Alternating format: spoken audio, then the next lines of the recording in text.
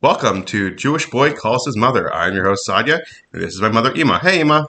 Hi, I'm exhausted. Why? Why are you so exhausted? Because, Bezbas Hashem, we're having your vort this Sunday, and you and I just finished bringing in all that stuff. I mean, I lugged 2 full gallon jugs of orange juice up a bunch of steps. I mean, who needs to go to a gym? It's an exercise for you. It builds up character. Yeah, we can. Yeah, yeah. I guess, and there are many people I know who definitely are characters. Well, how was your wedding then? What did you do? What kind of stuff you went through trying to organize your wedding and your simchas? Well, mine was a different breed in that at that time the majority of Orthodox weddings were done in New York. Your father and I wanted to have the wedding in Baltimore because, well, first of all, our families are both from Baltimore. It wouldn't make sense to have it in New York, although we did know people who both families were from Baltimore, but the children had their hearts set on having it in New York, at 770 by the Rebbe. But your father and I felt that Baltimore could use a frum wedding. We felt it was like a shalichus type thing. So breaking the glass ceiling, so to speak. Right. So one of the problems we had was, first of all, I told my mother I didn't care where she had it. I only wanted 2 things, kashrus and a mechitza.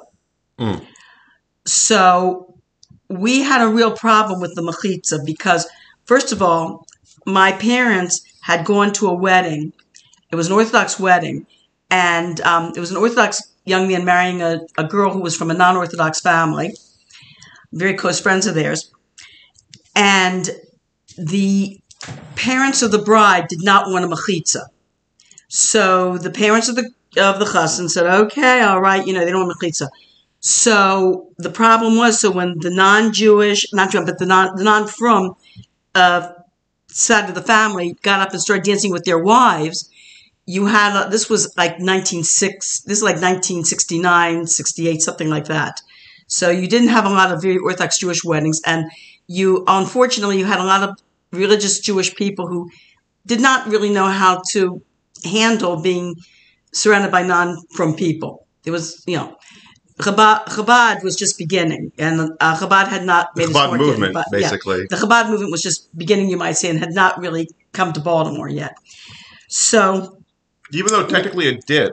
It did, but it wasn't widespread. They did have a small shul, but it wasn't widespread. It wasn't the movement like what it is, where it's really focusing on Yiddishkeit and exemplifying it. Trying to makarv people. Right. They had their own shul, but there wasn't too much that was done like inspired, not makarv. Kiruv, work, as I say, Yeah. Oh, we're getting off tangent. Anyway. So what happened was, when these people got up to dance, a lot of the from people told them no, that they, couldn't dance with their, wives.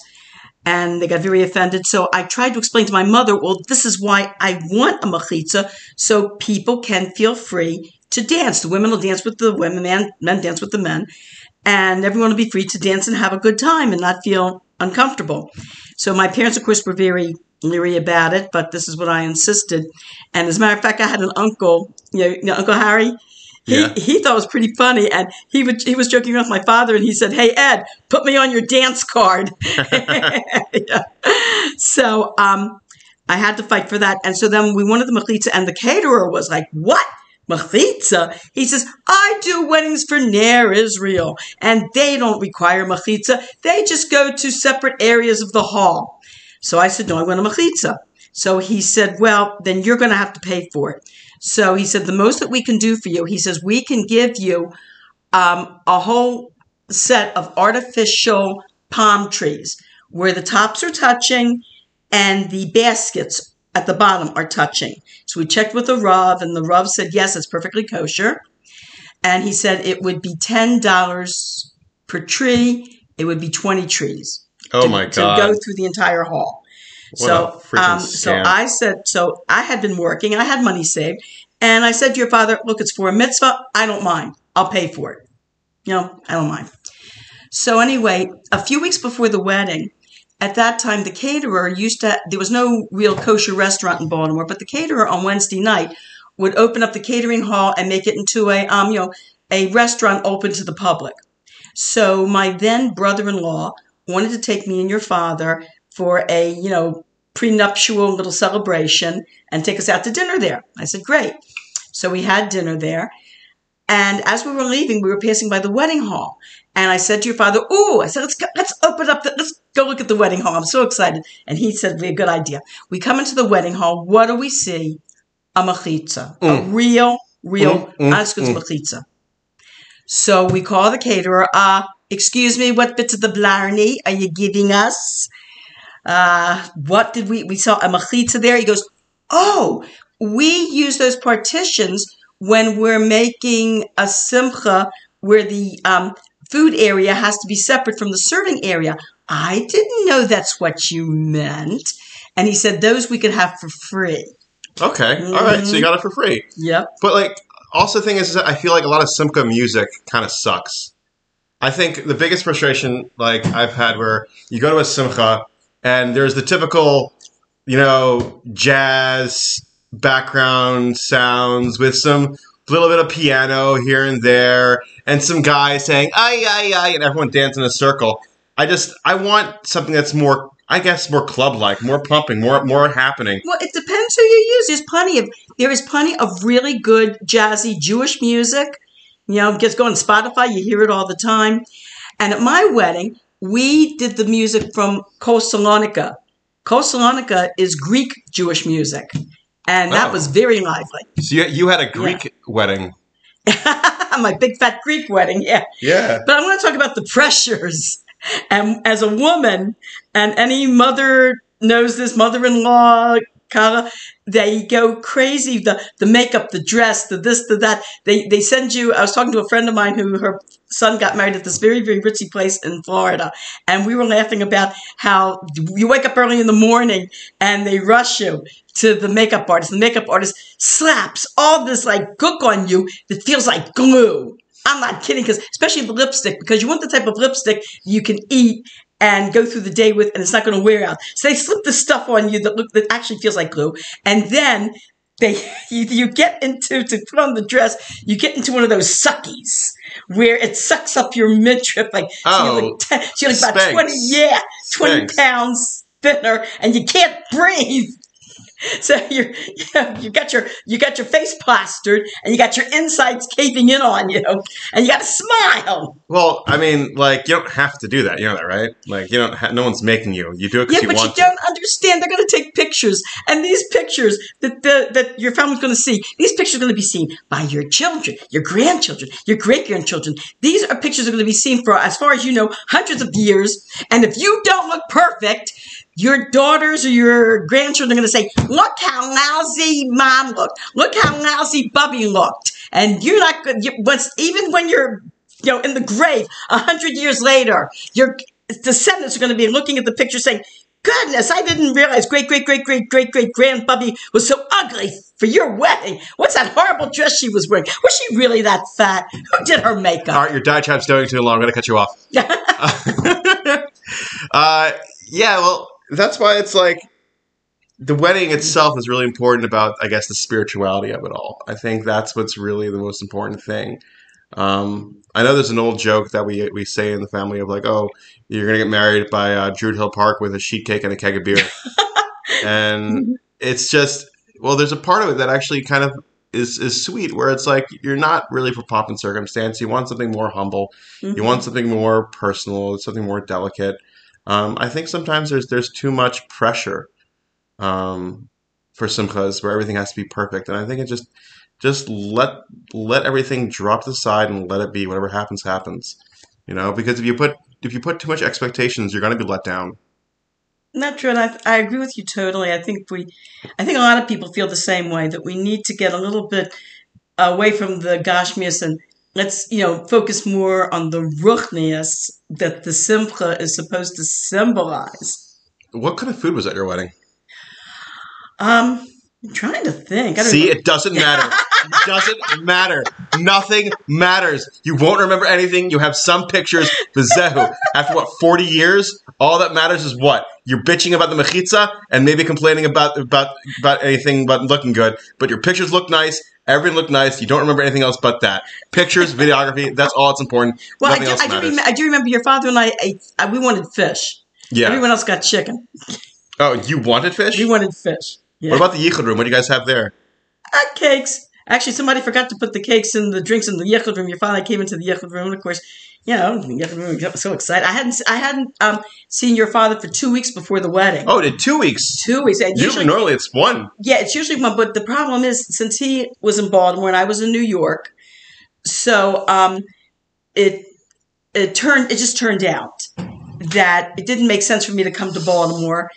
And I was taking care of things in New York, and it just turned out, it wound up being 2 weeks. So, of course, we were, very, very excited to be with each other after the wedding.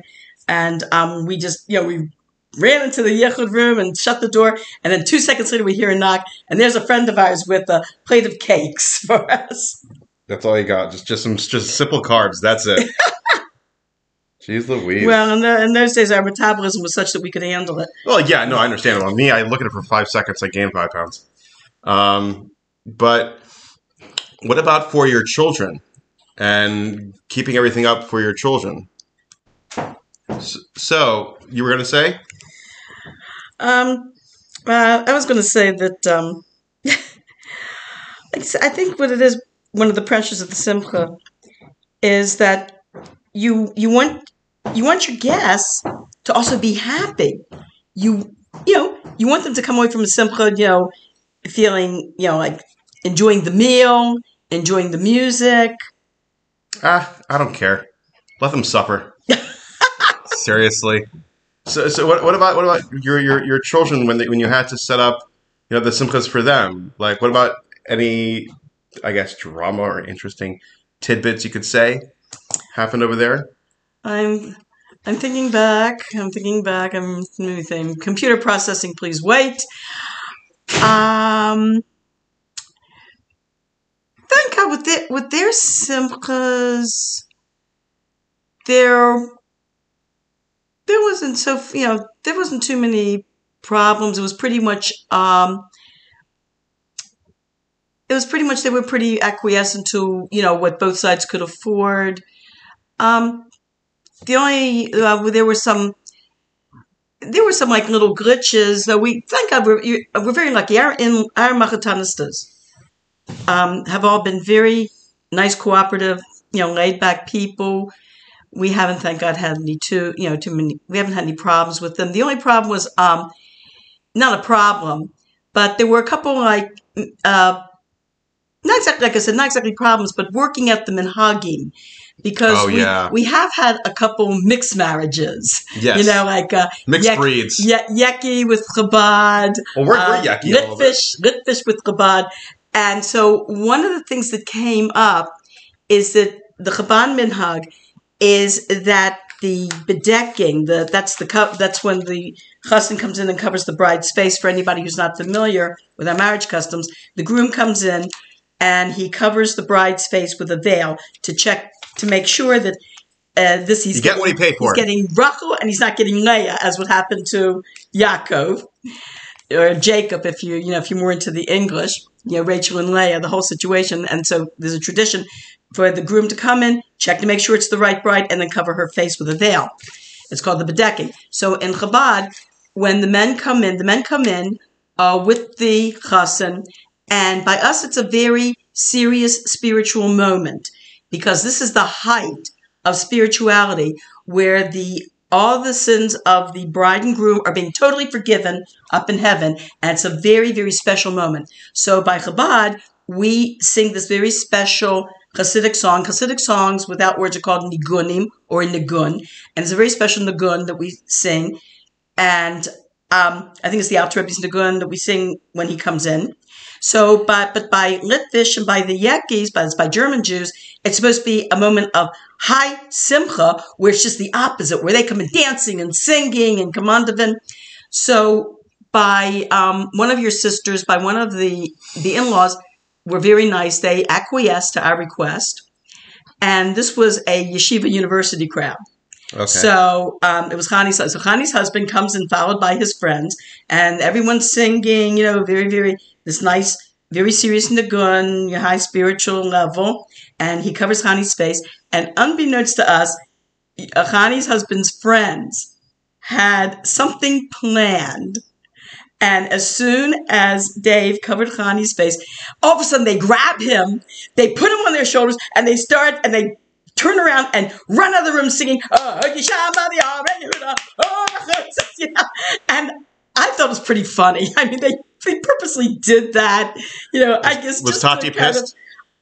He was kind of, yes, but yeah. I thought it was funny. I started laughing. Cute. I thought it was a cute thing. I thought it was really funny. Look, we're all Jews. It doesn't matter. Who cares? Just, minhagim and everything changes over time anyways. So the minhag you think you've had for the past 300 years has probably evolved before then. Mm-hmm. But actually, we've been very lucky with our Machatanis that we've had.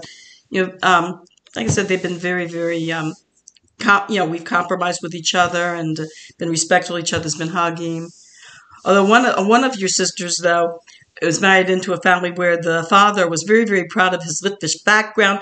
Oh, we're descendants of the Vilna Gaon. Well, he found out I don't know if it was Ancestry.com or whatever. He found out that one of his great grandfathers way back there was a follower, was a chassid of the Alter Rebbe. That is funny. And so I said to him jokingly, I always knew you were one of us. That's very funny. It's very cute. That's very cute. Yeah, I think Simcha stresses it's just there's so much pressure when it comes to the wedding. You're trying to impress so many people. And the whole point is that you're coming together as a couple and starting to have a life together and eventually, a family.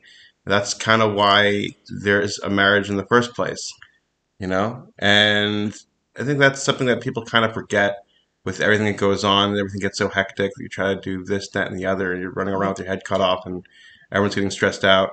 Oh, by the way, I wanted to add something very interesting about my wedding with the mechitza and everything.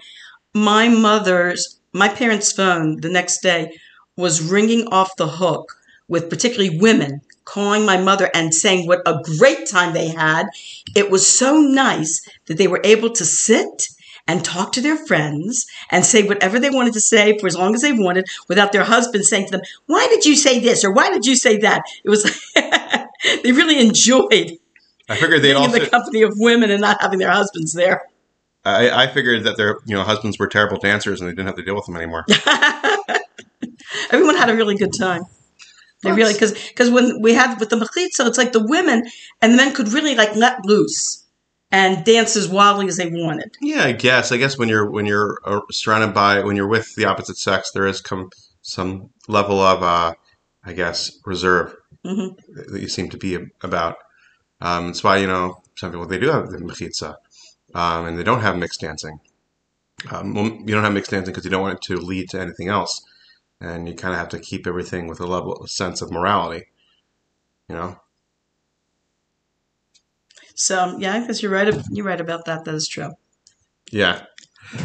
Anyways, a little bit of a side note. And this is going to be a tease, I guess, we'll talk about for next week's episode. We wanted to talk about Jewish cooking. and who cooks? Well, that's the thing. Did your mother cook? How'd you cook?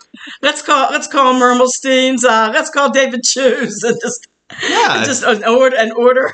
I think there's also a level to it with Jewish food and what accents. It represents. Call accents. Order. How it makes kosher you feel.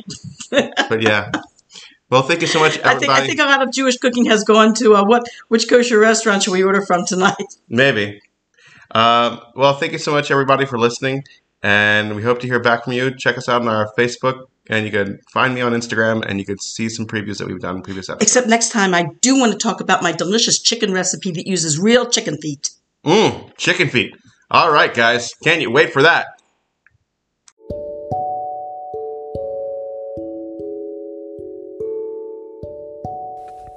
Thank you for listening to Jewish Boy Calls His Mother. Please like and share and find us on Facebook at Jewish Boy Calls His Mother Podcast. We are looking forward to hearing from you.